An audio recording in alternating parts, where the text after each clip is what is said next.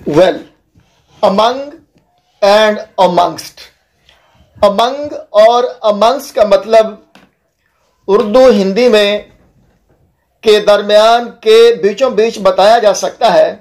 तो आज इसी कॉन्सेप्ट पर बात करेंगे कि अमंग और अमंगस्ट में क्या अंतर है, क्या फर्क है, क्या डिफरेंस है।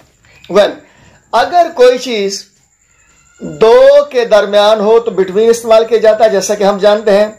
फॉर एग्जाम्पल कि ये मामला रफ़ी और रिफ़ी के दरमियान है, तो इसको इंग्लिश में जब हम ट्रांसलेट करेंगे तो वो जुमला कुछ यूं बनेगा, it is between Rafi and रिफ़ी।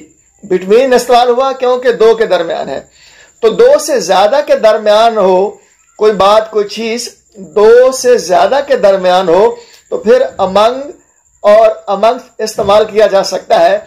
तो आइए देखते हैं अमंग का भी इस्तेमाल होना है और अमंग्स का भी इस्तेमाल होना है। जी, अगर कोई चीज दो से ज्यादा के दरमियान हो और वो जो दो से ज्यादा है उनकी नंबर गिवन हो, मसलन 5 हो, 10 हो, 15 हो, 20 हो, तो फिर अमंग इस्तेमाल किया जाता है। फॉर एग्जाम्पल मसलन एक जुमला है कि रजिया 4 घुंडों के दरमियान है।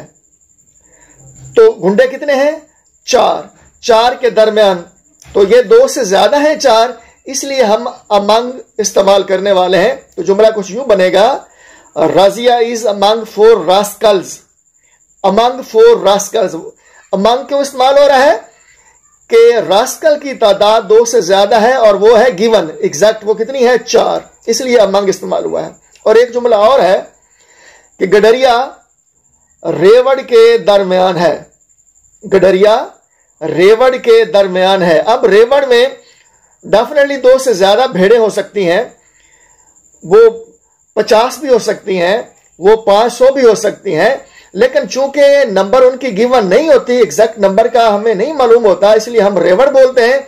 तो इस किस्म के कंसेप्ट को जब कन्वे करना हो कि जब कोई चीज दो से ज्यादा के दरमियान हो लेकिन वो जो दो से ज्यादा हैं उनकी नंबर गिवन ना हो, उनकी तादाद हमें मालूम ना हो, तो फिर इस्तेमाल होता है अमंग्स्ट। तो जुमला क्या बन जाएगा?